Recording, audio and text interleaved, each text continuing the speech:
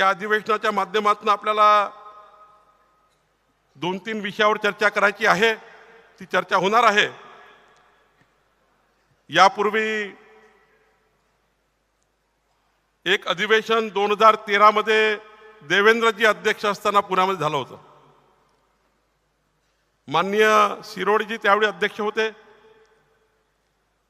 आणि 2013च्या अधिवेशनानंतर 2014 मध्ये राज्यामध्ये आपलं सरकार आलं आणि देवेंद्रजी मुख्यमंत्री झाले होते। खरं तर हे सुद्धा अधिवेशन ऐतिहासिक आहे। या अधिवेशनाच्या माध्यमातून जी ऊर्जा आपल्याला मिळणार आहे, या महाराष्ट्राच्या 97,000 बूथवर आपल्या सर्वांना एक दिलाने, एक मताने, एक संघ या अधिवेशनाचा आपल्याला शेवटपर्यंत पोहोचवायचा आहे। आणि म्हणून या ठिकाणी या अधिवेशनाला अत्यंत साधारण महत्त्व आहे। महाराष्ट्राच्या भारतीय जनता पक्षाने तुम्ही आम्ही सर्वांनी वरच्या नेतृत्वाने 2023 मध्ये एप्रिल 2023 मध्ये महाविजयाचा संकल्प केला होता आणि या महाविजयामध्ये आपण ठरवलं होतं की पहिली लोकसभेची निवडणूक, मग विधानसभेची निवडणूक आणि तिसरी पंचायत आणि नगरपालिका महानगरपालिकेच्या निवडणुका, या सर्व निवडणुका 2024 मध्ये होणार आहेत। म्हणून आपण 2024 महाविजय असं म्हटलं होतं आणि महाविजय 2024चा आजही काळ सुरू आहे। वरच्या व्यासपीठावरच्या पदाधिकाऱ्यांनी, सर्व नेतृत्वाने, वरच्या खालच्या आपल्या आमदार, खासदार, माजी आमदार, माजी खासदार आणि सर्व पदाधिकाऱ्यांनी, बूथपर्यंतच्या 35 लाख कार्यकर्त्यांनी या महाविजयामध्ये पूर्ण भाग घेतला आणि आपण एप्रिल मे मध्ये लोकसभेची निवडणूक लढलो। एप्रिल मेच्या लोकसभा निवडणुकीमध्ये आपल्या सर्व पदाधिकाऱ्यांनी प्रचंड मोठी ताकद लावली। लोकसभेची निवडणूक होती, पार्लमेंटची निवडणूक पंचायत सारखी लढली आपण सर्वांनी, कधी तर गावामध्ये ग्रामपंचायत सारखी आपण लढली। या वरच्या आणि खालच्या सर्व नेतृत्वाने आपला जीवाचं रान केलं, पण खऱ्या अर्थाने 140 कोटी देशवासियांकरता विश्वगौरव युगपुरुष नरेंद्र मोदीजी यांच्या नेतृत्वात सरकार यावं म्हणून आपण जीवाचं रान केलं, रक्ताचं पाणी केलं, हाडाची काळं केली। पण बंधूंनो, आपल्याला आपण सर्व मोदीजी 10 वर्षाचे विकास कामं आणि विकसित भारताचा संकल्प मांडत राहिलो, पण विरोधकाच्या माध्यमातून ज्या पद्धतीने या ठिकाणी राजकारण झालं आणि त्यामुळं खऱ्या अर्थाने काही सीट आपल्या कमी झाल्या। सीट कमी झाल्या, जनाधार गेला नाहीये। जर आपल्याला आठवत असेल 2014ची लोकसभेची निवडणूक, देवेंद्रजी त्या ठिकाणी आणि सर्व व्यासपीठावरचं नेतृत्व आपण अनेक लोक होतात। 2014 मध्ये 1,33,08,961 मतं भारतीय जनता पक्षाला मिळाले होते। मग विधानसभेची निवडणूक झाली देवेंद्रजीच्या नेतृत्वामध्ये। देवेंद्रजी तेव्हा आपल्याला 1,47,90,276 मतं मिळाली। एक मोठा त्या ठिकाणी विजयाचा आपण घोडदौड सुरू केली। 2019 मध्ये सुद्धा आपल्याला 1,49,12,139 मतं मिळाली। तेव्हाही आपले मतं वाढली, जनाधार वाढला। आपण सर्वांनी काम केलं वरच्या खालच्या नेतृत्वाने। देवेंद्रजीच्या नेतृत्वामध्ये या ठिकाणी भारतीय जनता पक्ष पुढे गेला। आपले नेते रावसाहेब, सुधीर भाऊ, माननीय चंद्रकांत दादा अध्यक्ष होते। पण पुढच्या काळामध्ये 2024 मध्ये सुद्धा आपल्याला 1,49,13,914 मतं मिळाली। मताचा जनाधार वाढलाय, सीट कमी झाल्या पण जनाधार त्या ठिकाणी वाढला। बंधूंनो, थोडं मी समोर गेलो तर आपण 9 सीट जिंकल्या, अजून 10 सीट जिंकता आल्या असत्या। धुळे सारखी सीट 5,147 मतांनी गेली, म्हणजे त्या बूथवर 1 मत पाहिजे होतं। प्रत्येक बूथवर धुळेला 1 मत मिळालं असतं तर आपण ती जिंकली असती। प्रत्येक बूथवर 1 मत पाहिजे होतं। पुढे गेलो, पंकजाताई या ठिकाणी बसल्या आहेत, 6,585 मतांनी, म्हणजे 2 मतं किंवा 3 मतं प्रत्येक बूथवर मिळाले असते तर जिंकलो असतो। मुंबई नॉर्थ सेंट्रलची उज्ज्वल निकम यांची सीट 19,106 अशी जी बसल्या आहेत, इथे तर आपल्याला 8 मतं पाहिजे होते प्रत्येक बूथवर। अमरावतीची सीट नवनीत राणाजी बसल्या आहेत. खरं तर तिथे 8 मतांनी सीट गेली प्रत्येक बूथचा विचार केला तर. आणि पुढे गेलो तर त्या ठिकाणी नगरची सीट आपण 28,000 हारली, म्हणजे 10 मतं पाहिजे होते. मुंबई नॉर्थ माननीय मिहीर कोटेचा 10 म्हणजे 29,000 मतांनी हारली. भंडारा गोंदिया 35,000, नांदेड 49,000, लातूर 58,000 आणि भिवंडी 66,000, म्हणजे 25 मतं एका बूथवर मिळाले असते तर या राज्यामध्ये आपल्याला 19 सीट मिळाल्या असत्या आणि महायुती ही 28+ झाली असती. थोड्या फरकाने आपण त्या ठिकाणी कमी राहिलो. याचा अर्थ आपण कुठल्याही पद्धतीने कुठल्याही निवडणुकीला कमी राहिलो नाही. सीटची संख्या कमी झाली, पण भारतीय जनता पक्षाच्या या घोडदौडीमध्ये आज त्या ठिकाणी 10 सीट आपल्या कमी झाल्या. पण ह्या इतक्या कमी मतांनी होत्या की आपल्या सर्वांना या पुन्हा आपल्याला जिंकण्यासाठी पुढच्या काळामध्ये प्रचंड त्या ठिकाणी ऊर्जा मिळणार आहे. आपल्याला माहिती आहे की आपण या ठिकाणी सर्वांनी खूप मेहनत करताना, निवडणुकीचं रणांगण लढताना खूप खोट्या गोष्टीला समोर जावं लागलं. देवेंद्रजी उल्लेख करतील, काही उल्लेख प्रस्तावामध्ये येतील, काही अमितभाई करतील. पण ज्या पद्धतीने आम्ही विदर्भातून सुरुवात केली, देवेंद्रजी आम्ही सर्व विदर्भामध्ये होतो. खरं तर 36% मतं त्या ठिकाणी संविधान आणि काय सांगितलं गेलं आपल्याला सर्वांना माहिती आहे, त्यात उल्लेख मी करणार नाही. जर मोदीजी आले तर या देशाचं संविधान बदलतील. मोदीजी आले तर आदिवासीचं आरक्षण काढून टाकतील. मोदीजी आले तर या ठिकाणी हिंदू दलित समाजाचं आरक्षण काढून टाकतील. आणि त्यामुळे दुसरं सांगितलं गेलं, महिला बहिणींना त्या ठिकाणी 8,500 रुपये खटाखट मिळतील. आमचा खासदार निवडून द्या, 8,500 खटाखट घ्या. अशा अनेक बाबी वापरल्या. आपण विकास मांडत राहिलो, आपण विकसित भारत मांडत राहिलो. देवेंद्रजी विकसित भारताचा संकल्प मांडत होते, मोदीजी मांडत होते. मोदीजींनी तर राज्यामध्ये 19 रॅली केल्या, त्यांनी विकसित भारताचा संकल्प मांडला. पण या खोटारड्यामुळं, खोटेपणामुळं त्या ठिकाणी आपल्याला या ठिकाणी थोडं मताचं पोलरायझेशन झालं. काही ठिकाणचं किती पोलरायझेशन झालं देवेंद्रजी सांगतील. पण या खोट्या नरेटिव्हमध्ये आपण त्यांच्या विषयाला मात देऊ शकलो नाही. आणि म्हणून या ठिकाणी आपल्याला लोकसभेला थोडा त्या ठिकाणी मागं राहावं लागलं. खरं तर मला आठवतं देवेंद्रजी 2019 मध्ये जेव्हा आपण या महाराष्ट्रामध्ये सरकार आणण्याकरता काम केलं, आपण मुख्यमंत्री म्हणून त्याकरता आपण त्या ठिकाणी उमेदवार होते. पण आपल्याला पुन्हा मुख्यमंत्री होऊ नये म्हणून ज्या पद्धतीने आपल्या पाठीत, आपल्या पक्षाच्या पाठीत खंजीर खुपसला गेला, जनादेशाचा अपमान करून उद्धव ठाकरे सरकार आलं. आणि खऱ्या अर्थाने या सरकार गेलं याचा अर्थ नाही, याला दुःख नाही आहे. देवेंद्रजी मुख्यमंत्री काय झाले याचं दुःख नाही आहे. पण दुःख या गोष्टीचं आहे की उद्धव ठाकरे मुख्यमंत्री झाल्यानंतर त्यांच्या सत्तेच्या 2.5 वर्षाच्या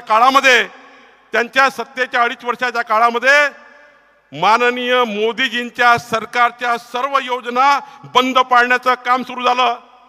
मला आठवतं त्या ठिकाणी मुंबई मेट्रोचे प्रकल्प सर्व अडवण्यात आले. मराठवाड्यासारखी वॉटरगेटचा प्रकल्प आणला. जलयुक्त शिवार योजना देवेंद्रजींची बंद करून टाकली. म्हणजे 18 योजना उद्धव ठाकरेंच्या सरकारने बंद पाडल्या. जे उद्धव ठाकरे फक्त 2च दिवस विधानमंडळात आले मुख्यमंत्री असताना, जे उद्धव ठाकरे मंत्रालयात 2 दिवस आले, ज्यांच्या हातात पेनच नव्हता, अशा उद्धव ठाकरेंनी 2.5 वर्ष महाराष्ट्राचे बर्बाद केले. आणि खऱ्या अर्थाने मला आठवतं आपल्या सर्वांना वरच्या व्यासपीठ आणि खालच्या व्यासपीठाला माहीत आहे, जे आज महाराष्ट्रात राजकारण सुरू आहे, या राजकारणाला आपल्या सर्वांना जशा तसं उत्तर दिलं पाहिजे. सर्वांनी या विषयावर बोललं पाहिजे. सर्वांनी या विषयावर बूथपर्यंत आपल्या आपल्या भागात जाऊन बोललं पाहिजे.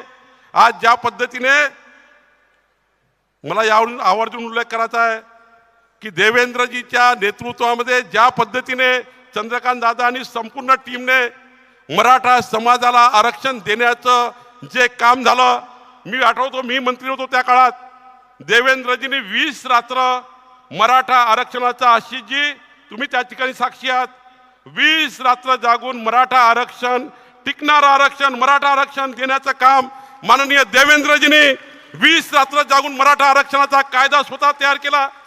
आम्ही त्यांना म्हणायचो की पहाटे 4 वाजेपर्यंत आपला दिवा बंद होत नाही, जरा तब्येतीची काळजी घ्या. पण 20 दिवस सलग चंद्रकांत दादा, आशिष शेलारजी, व्यासपीठावरचे सर्व, विनोद तावडेजी, सर्व नेते आहेत. सर्वांना माहिती आहे, आपल्यापैकी अनेकांना माहिती आहे, मराठा आरक्षणाचा कायदा तयार झाला, विधिमंडळात मंजूर झाला, हायकोर्टात मंजूर झाला. पण जेव्हा सुप्रीम कोर्टमध्ये मराठा समाज कसा आर्थिक आणि मागासवर्गीय कमी आहे, कमजोर आहे, आर्थिक दुर्बल आहे, त्यामधला भाग जो आहे तो उद्धव ठाकरेंच्या सरकारने सुप्रीम कोर्टात मांडला नाही. सुप्रीम कोर्टात जेव्हा केस सुरू होती तेव्हा महाराष्ट्राचे मुख्यमंत्री उद्धव ठाकरे होते. म्हणजे मराठा समाजाला आरक्षण दिलं तेव्हा मुख्यमंत्री देवेंद्रजी होते. आणि सुप्रीम कोर्टामध्ये केस लढली तेव्हा मुख्यमंत्री उद्धव ठाकरे होते. उद्धव ठाकरेंनी जर 4 चांगले उच्चस्तरीय वकील दिले असते तर मराठा समाजाचा आरक्षणाचा प्रश्न त्याच दिवशी संपला असता. आणि मग मराठा समाजाच्या आरक्षणाचे खरे मारेकरी कोण आहे? तर उद्धव ठाकरे आहे, उद्धव ठाकरे आहे. आणि आज काय परिस्थिती आहे? सामाजिक आंदोलनाच्या नावाने देवेंद्रजीला विलीन केलं जात आहे. खरं तर सामाजिक आंदोलन झालं पाहिजे, सामाजिक आंदोलनाची गरज आहे. प्रत्येक समाजाला आपापल्या समाजाला हक्क मागण्याची गरज आहे, हक्क देण्याची गरज आहे. पण आंदोलन करताना, सामाजिक आंदोलन करताना ज्या पद्धतीने राजकीय स्मेल येत आहे, उद्धव ठाकरेला विलीन करण्याऐवजी देवेंद्रजीला विलीन करण्यात येत आहे. याकरता खऱ्या अर्थाने मराठा समाजाला 100% आरक्षण मिळावं, त्या टक्का त्यांना जे आरक्षण हक्काचं ते मिळालंच पाहिजे. याकरता भारतीय जनता पार्टीचे हे महाअधिवेशन पाठिंबा देत आहे, मराठा समाजाच्या आरक्षणाला पाठिंबा देत आहे. पण हे करत असताना मात्र देवेंद्रजींनी जो कायदा केला होता त्या कायद्याचा मारेकरी शोधला पाहिजे, हेही करण्याची गरज आहे. बंधूंनो, मला आठवतं देवेंद्रजी, जेव्हा तुम्ही एकनाथ शिंदेजी आणि तुम्ही त्या ठिकाणी शपथ घेतली आणि पहिली कॅबिनेटची बैठक झाली, त्या पहिल्या कॅबिनेटच्या बैठकीमध्ये ओबीसीचं गेलेलं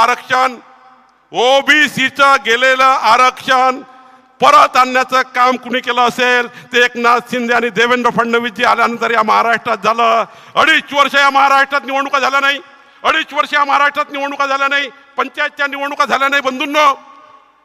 आणि आजही पंचायतच्या निवडणुका कुणामुळे थांबल्या? आजही आपण महाविजयाची गोष्ट करतोय. आतापर्यंत महानगरपालिका, नगरपालिका होऊन गेल्या असत्या, पण महाविकास आघाडीच्या लोकांनी सुप्रीम कोर्टामध्ये केस टाकल्यामुळं प्रभाग रचनेचा निर्णय होऊ शकत नव्हता. आणि म्हणून पंचायतच्या निवडणुकी रोखण्याचं पाप हे महायुतीचं नाही आहे, हे महाविकास आघाडीचं आहे. आणि म्हणून खऱ्या अर्थाने पुढच्या काळामध्ये ओबीसीचं आरक्षण टिकवण्याचं, ओबीसी आरक्षणाला धक्का लागला होता त्या टिकवण्याचं काम मान्य देवेंद्रजींनी केलं. मला 1000 गोष्टी सांगता येईल. गरीब कल्याणाच्या योजना उद्धव ठाकरेंनी बंद केल्या. महाविकास आघाडीच्या काळामध्ये प्रधानमंत्री आवास योजना बंद झाली. आणि खऱ्या अर्थाने एक मोठं पाप या महाराष्ट्रात सुरू झालं. मला अभिमान आहे, अभिनंदन ठरावात आशिष शेलारजी आणि रावसाहेब बोलतीलच, पण मी या सभागृहामध्ये एकनाथ शिंदे, देवेंद्र फडणवीसजी, अजित पवारांच्या महायुती सरकारचं, 11 पक्षाच्या सरकारचं मनापासून अभिनंदन करतो. ज्या दिवशी सरकार आलं त्या दिवशीपासून 2020 मॅच या महाराष्ट्रामध्ये विकासाची सुरू झाली. आणि या विकासाच्या यात्रेमध्ये खऱ्या अर्थाने अनेक गोष्टी या ठिकाणी केल्या गेल्या. आता उल्लेख मान्य देवेंद्रजी सरकार म्हणून करतील, मी करणार नाही. पण मला या ठिकाणी एवढंच सांगायचं आहे, जसं उद्धव ठाकरे सरकारने मोदी सरकारच्या सर्व योजना थांबवल्या होत्या, आज तुमच्या माझ्या समोर हा प्रश्न आहे व्यासपीठासमोर आणि तुमच्या समोर. उद्याचं महाविकास आघाडीचं एक मत म्हणजे महाराष्ट्राच्या महायुतीच्या सरकारच्या योजना थांबवणारं मत आहे. मोदी सरकारच्या पुढच्या 5 वर्षाच्या योजना थांबवणारं मत आहे. महाविकास आघाडीचं जर तुमच्या वॉर्डामध्ये, तुमच्या बूथवर जर मत गेलं तर बंधू भगिनींनो, हे मत महाराष्ट्राचा विकास थांबवणारं मत आहे. 14 कोटीच्या महाराष्ट्राला मागे आणणारं मत आहे. कारण हे जर एखाद्या वेळी चुकीनं आले, येणार तर नाहीच, चुकीनं आले तर मोदी सरकारच्या सर्व योजना बंद पाडण्याचं पाप हे महाविकास आघाडीचं सरकार केल्याशिवाय राहणार नाही. लाडली बहिणा योजना बंद पाडतील, या ठिकाणी शेतकऱ्याची पीक विमा योजना बंद पाडतील. साऱ्या योजना, जेवढं बजेट देवेंद्रजी तुम्ही दिलाय, हे सर्व बजेटचे काम बंद पाडल्याशिवाय राहणार नाही. त्यामुळे आपल्याला लक्षात असलं पाहिजे. इथनं गेल्यावर या 6000 प्रतिनिधींना माझी विनंती आहे, तुम्हाला घरोघरी जाऊन सांगायला लागेल, मोदी सरकार 5 वर्ष महाराष्ट्रात देशामध्ये आहे, महाराष्ट्रात आपलं सरकार आणायचं आहे. हे सरकार जर आलं तर डबल इंजिन सरकार या महाराष्ट्रात काम करेल आणि डबल इंजिन सरकार या 14 कोटी जनतेचा विकास केल्याशिवाय राहणार नाही. पण एक चुकीचं महाविकास आघाडीचं मत, जसं उद्धव ठाकरेंनी 2.5 वर्ष सर्व योजना बंद पाडल्या, पुन्हा हे सरकार योजना बंद पाडेल. आणि म्हणून या अधिवेशनाच्या माध्यमातून महाराष्ट्राच्या 14 कोटी जनतेकरता ज्या लोकप्रिय योजना महायुती सरकारने आणि केंद्र सरकारच्या योजना सुरू आहे त्या पुढे नेण्याकरता आपल्या सर्वांना काम करायचं आहे. या ठिकाणी मी एवढंच सांगेल, जास्त वेळ या ठिकाणी होणार कारण भरपूर या ठिकाणी बोलायचं आहे. आज आपल्याला राज्याच्या हिताकरता जिंकणं महत्वाचं आहे. आपण आपल्या मनात कुठली निराशा ठेवण्याचं काही कारण नाही आहे. देशामध्ये मोदीचं सरकार आलंय, अमित भाई सारखे पोलादी पुरुष आपल्यासोबत आहे, देवेंद्रजी आणि इतकं मोठं दृष्ट लागेल असं व्यासपीठ या ठिकाणी आहे. तुमच्यासारखे देवदुर्लभ कार्यकर्ते नेते भारतीय जनता पक्षाकडे आहे आणि त्यामुळं आपल्याला खऱ्या अर्थाने कुठली निराशा घ्यायचं गरज नाही. सर्वांचा स्वभाव लढाऊ आहे. जिद्दीने संघर्ष करणे हा आपला पिंड आहे. विचाराची लढाई लढण्याचा आपला पिंड आहे. कार्यकर्ता म्हणून पक्ष आपला श्वास आहे आणि देशहिताकरता आपण कार्यरत राहणे हे खऱ्या अर्थाने आपल्या काळाची गरज आहे. आणि म्हणून मी या ठिकाणी एवढीच विनंती करणार आहे, इथनं गेल्यानंतर प्रत्येक बूथवर पुन्हा एकदा नवी संघटना बांधण्याचं काम करायचं आहे. या ठिकाणी युवा, या ठिकाणी आमच्या बहिणी मोठ्या प्रमाणावर पक्षामध्ये त्या ठिकाणी आणण्याकरता आपल्याला काम करायचं आहे. आणि सर्वात महत्वाचं, ज्या 4,000, 3,000, 2,000 आणि 10 लोकसभा हरल्या, 60 विधानसभा मतदारसंघात थोडा फरक पडला. आपण अजूनही 85 मतदारसंघात समोर आहेत.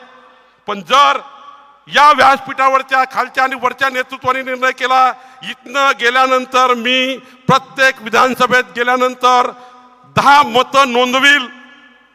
25 तारखेपर्यंत 18 ऑगस्टपर्यंत मतदाराची नोंदणी आहे.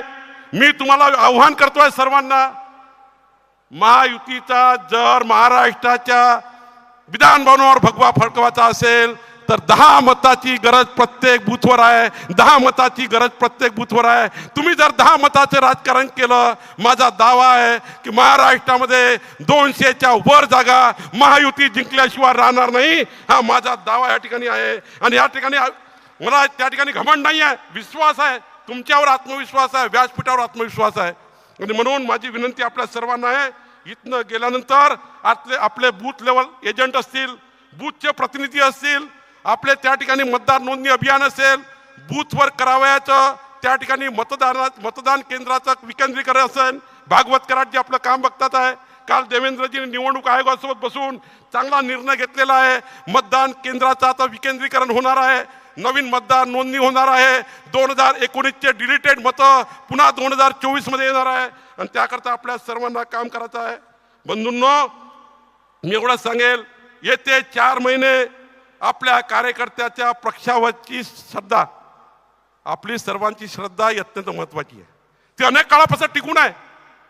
आपल्याला काय मिळालं, काय नाही मिळालं, कोणाला मुख्यमंत्री, कोणाला उपमुख्यमंत्री करण्याकरता आपण काम करत नाही आहे. कोणी आमदार खासदार होण्याकरता काम करत नाही आहे. आपण एका निष्ठेने काम करतो आहे. आणि त्यामुळे पुढचे 4 महिने आपलं केंद्रीय नेतृत्व निर्णय करेल, महायुतीचा निर्णय होईल. कोण लढेल, कोण लढणार नाही याचा प्रश्न नाही आहे. 14 कोटी जनतेला न्याय देण्याचा प्रश्न आहे. या महाराष्ट्रातल्या 14 कोटी जनतेला न्याय द्यायचा असेल तर मोदीजींचं सरकार, राज्यामधलं महायुतीचं सरकार, हे दोन्ही सरकार पुन्हा आणून या ठिकाणी आपल्याला पुढे जायचं आहे. आणि त्यामुळं पुढच्या काळामध्ये 4 महिने माझी विनंती हात जोडून सभागृहाला आहे, वरच्या आणि खालच्या सभागृहाला, की हे 4 महिने श्रद्धा पक्षावर ठेवून, श्रद्धा नेतृत्वावर ठेवून आपण सर्वांनी काम करावं. इथनं गेल्यानंतर सर्वांनी पुन्हा नवीन ऊर्जा घेऊन जावी. इथनं गेल्यानंतर पुन्हा या ठिकाणी प्रचंड ताकदीने काम करावं. तुम्ही सर्वांना माहिती आहे, अटलजींनी म्हटलं होतं, एक तो हम जीतते हैं या सीखते हैं, एक तो हम जीतते हैं या हम सीखते हैं. इस चुनाव में हमने कुछ सीखा है. अभी दोबारा हम जीतेंगे ही, जीतेंगे ही, जीतेंगे ही. हम इतना सीख लिए चुनाव से, ये चुनाव में सब कुछ हमको मालूम हो गया. महाविकास आघाड़ी का सब गलत काम हमको मालूम हो गए. अब हम जीतेंगे ही. आणि मी शेवटचं बोलतो, तूफान में ताश का घर नहीं बनता, तूफान में ताश का घर नहीं बनता, रोने से बिगड़ा तकदीर नहीं बनता, फिर से जीतने का हौसला रखते हैं हम। एक हार से कोई फकीर नहीं बनता और एक जीत से कोई सिकंदर नहीं बनता, एक जीत से कोई सिकंदर नहीं बनता। खूब खूब धन्यवाद।